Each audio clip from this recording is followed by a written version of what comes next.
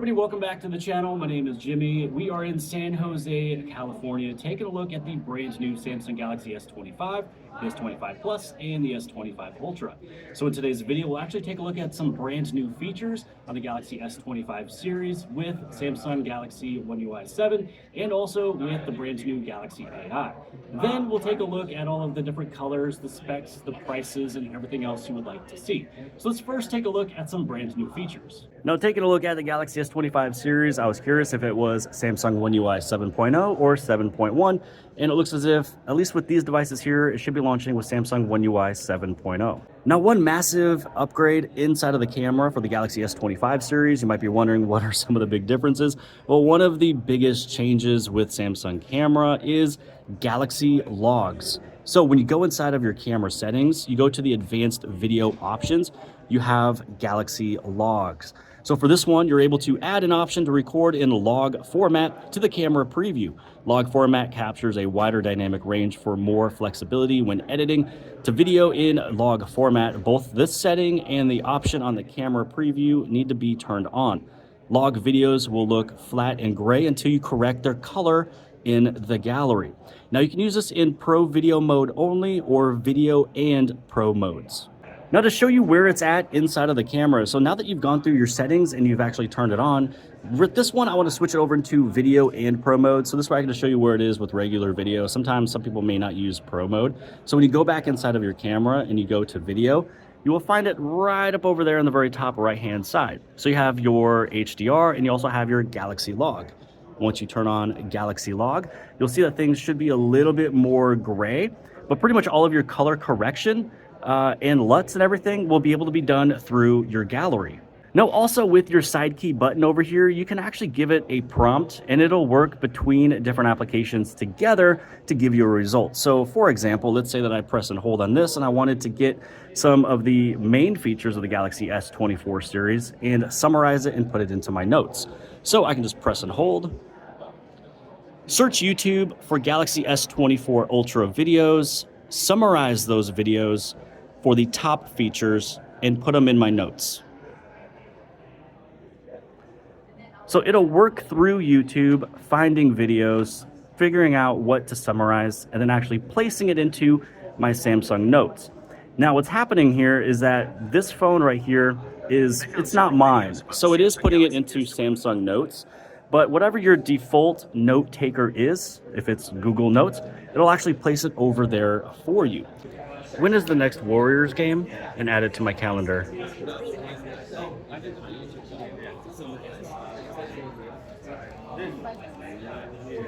Okay, we've got a new event on your calendar called Golden State Warriors versus Sacramento.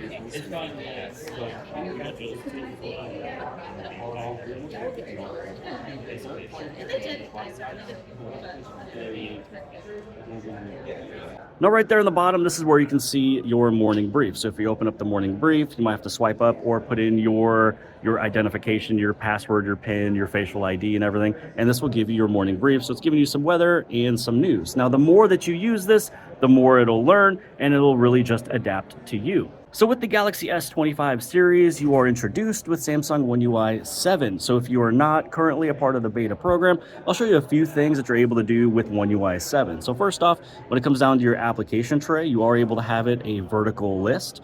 If you would like to, you can actually hit on those three little dots. If you hit on sort, right now it's in alphabetical order. The alphabetical order is what gives it the vertical tray. If you go to custom order, you're now into your horizontal tray. So whichever way you would like your application tray to be, you're able to switch it that way. Also, when you pull down your notifications panel, you can swipe left and right between your notifications and also the quick settings. Now, what you can do, you can head inside of your edit button, go inside of the panel settings, and you can either just have everything together, which is the way it was from before, where you have your notifications and the quick settings, or you can have it separate. Now, when you have it separate, you also have the option down here for a quick panel on left. So what that means is that if I was to turn this one on, the quick panel settings will turn on when I swipe down from the left-hand side. When I swipe down from the right hand side or pretty much almost anywhere else, this is going to show you your notifications, and simply you can just move it on over. So if I was to swipe down here in the middle, here's my notifications. I swipe over here, here's the quick settings, and if you want it to go the other way, you can just toggle that one off. Now you're right back to where you were from before. So if I swipe down on the right hand side, here's my quick settings, and the left side is the notifications. And then also with Samsung One UI 7, when you go inside of your camera, what you'll notice is that all of your settings will now be over here on the bottom right hand side, which actually makes it super easy to click with just your thumb. So when you hold on to your phone, you're able to click that little button and you have all of your settings right here rather than being on the top. And even that settings button, I think, was the very top left hand side. So it's actually easier to actually get into all of the settings for your camera. So here is the Samsung Galaxy S25 Ultra. I wanted to take a look at the camera. And so with the camera, we are right now in photo. You can do this as a 3x4, you can go into 9x16. Also for the quality, you have a 12 megapixel, a 50 megapixel, and 200 megapixel. When you go inside of video, for this one, you can do either full HD, 30 frames per second, or 60 frames per second. For Ultra HD, you have 30 frames per second and 60 frames per second. And then for 8K, you have 30 frames per second. So with Galaxy AI, Gemini, Bixby, everything all working together. If you wanted to, you can even change some of the settings on your phone by pressing your side key. So if you press and hold, the screen is too bright and it's hurting my eyes. So you can just pretty much have normal conversation, natural conversation with your phone. It's just gonna go right here and open up your display settings. So this way, if you want, you can turn on dark mode and you can also bring your brightness down. Now, if you are a little curious on the side key button right over here and if you're able to change it, you are able to. So when you head inside of your settings and you scroll on down, you head inside of your advanced features, you can just go to your side button. Now this right here is Bixby. So pretty much Bixby and Galaxy AI all completely just merged together. It's all in one, more powerful. So when you do long press it, it's gonna say right here, Bixby. And you can switch it if you want to your digital assistant, or you can go back to your power off menu. So whichever way is easier for you. Again, if I press and hold on this one, the option was for Bixby. When I press and hold, you can see it's pretty much Google, Gemini, Galaxy AI, Bixby, pretty much all together in one. And even if you wanted to turn off your phone just by pressing and holding, you can do that. If you press and hold, just say power off, and it gives you the power off menu for you to turn off your phone. So with Samsung One UI 7, when you take a look at your home screen, there's actually a lot of settings that you can change. So when it comes down to your folders, rather than you tapping on the folder, then it finally opens, and then you can get into an application, one of the things that you're able to do is you can just press and hold on a folder, and then you can enlarge it. So what I'm gonna do is I'm also gonna just move this over here. I'm gonna press and hold, hit enlarge, and now you have a larger folder. And with this one, you don't have to open it up to open something. You just tap on the icon, and then it opens up the application for you. The other thing is that when you press and hold and you head inside of your settings, you'll notice that on the very top, you have a bunch of brand new home screen settings. So you can even change the size of your applications. So right up there, you can change and see the changes of the app size. Also, you can either have the application labels on or off, and also even your widget labels. So now that I've moved down, you can see that I can see exactly what widget this is, what widget that is, this one, and then the same thing with these other applications. So again, if you go inside of your settings, if you would like to turn off your widget labels and maybe the application labels, now it's just gonna look like this. And since we're talking about the home screen, how about we just head over and we take a look at some of the widgets as well. So inside of here, you have a few of your suggested on the very top. Here's your now brief. So this will give you your now brief in the morning and also the evening. And we'll just take a look at a few Samsung widgets here. So you can see all of the different widgets that you have for battery, quite a few different styles and options. The calendar has a bunch of different things. So you have like today stuff, you have upcoming events for your camera. You also have some of these right there. Here's your device care. So again, you have pretty much all the sizes. You have your 2x2, the 2x1, and 4x1, and the 4x2. So you can just bring them on out rather than just changing the sizes. So you can just pretty much choose which ones you would like to use. Also, let's just scroll all the way down. Let's take a look at weather. So weather has quite a few of them. You also have weather and clock. So as you can see with Samsung One UI 7, you're gonna have a really nice setup of widgets. Now looking at the bottom of the Galaxy S25 Ultra, so now that we have rounded corners, the S Pen looks to be a little bit closer to the edge. So it's basically the S Pen, and then you'll have your rounded corner. Now, beforehand, usually there'd be a little bit more space over here on the left-hand side, with it being a little bit more of a rectangle on the previous device. But so far, this is still easy to put in and put out. I just have to test it with a case. But other than that, you will be able to see that your S Pen is going to be pretty close to the rounded corner. Now, when it comes down to the screen sizes, the Galaxy S25 Ultra is a 6.9-inch display. The S25 Plus is a 6.7-inch display. And the Galaxy S25 is a 6.2-inch display.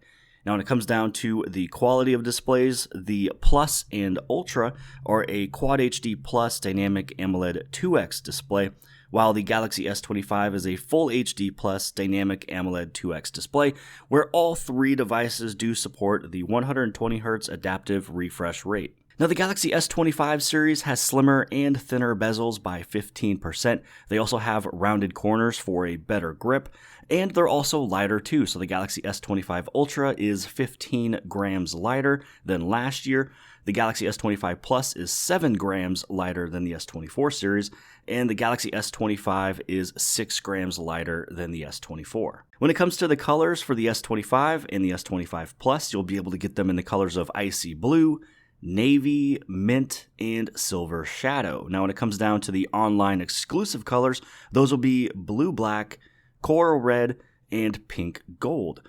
Now, for the Ultra, you'll be able to get those colors as titanium silver blue, titanium white silver, titanium gray, and titanium black. And then for the online exclusive colors for the S25 Ultra, it's titanium pink gold.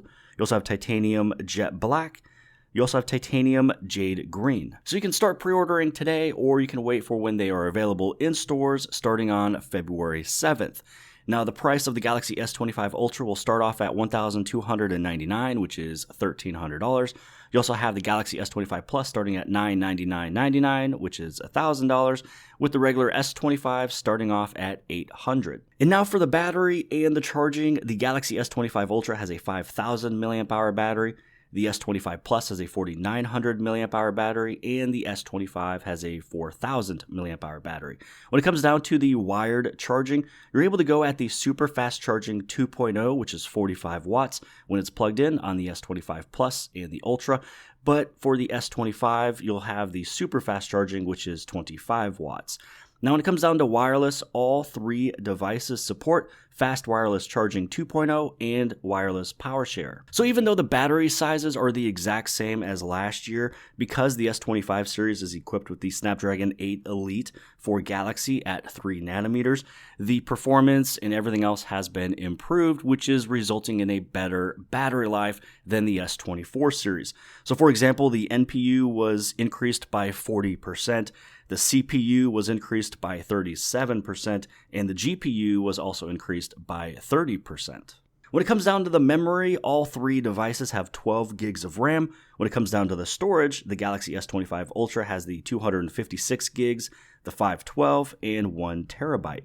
For the S25 Plus, they have the 256 and 512, and then for the S25, it's 128 and 256. And now for the camera setup of these devices. First up, for the Galaxy S25 Ultra, it is a 200 megapixel wide lens. You also have a 50 megapixel ultra wide, which before on the Galaxy S24 Ultra, it was a 12 megapixel ultra wide. Here it is at 50. You also have a 10 megapixel 3x telephoto and a 50 megapixel 5x telephoto. And then for the front-facing camera, it is a wide lens of 12 megapixels. For the S25 and the S25 Plus, it's the exact same. You'll have the 50 megapixel wide, you'll have a 12 megapixel ultra wide, and then for telephoto, you'll have the 10 megapixel at 3x, and then your front-facing camera is the exact same, so your selfie camera is 12 megapixels. When it comes down to the connectivity, the Galaxy S25 lineup is equipped with Wi-Fi 7. Now, talking about the durability of the Galaxy S25 series, it is equipped with IP68, which is dust-proof, water-resistant. For the Galaxy S25 Ultra, it is equipped with the enhanced Corning Gorilla Armor for the front glass, the Corning Gorilla Glass Victus 2 for the rear, and a titanium frame. And then for the S25 and the S25 Plus, you'll have the Corning Gorilla Glass Victus 2 on the front and the back, and the frame is made of armor aluminum. And don't forget the Galaxy Log, which basically is log video, and it is using false color and zebra pattern, so then this way you'd be able to do all the color correction inside of the Samsung Gallery. So that is my time here in San Jose. Hopefully you guys have appreciated this video. If you did, give it a big thumbs up. Don't forget to hit subscribe. Subscribe on the very bottom left-hand side. And if you like this video, make sure you guys stay tuned. I will be creating more videos supporting the Samsung Galaxy S25 series. Thank you, and I'll see you guys on the next one.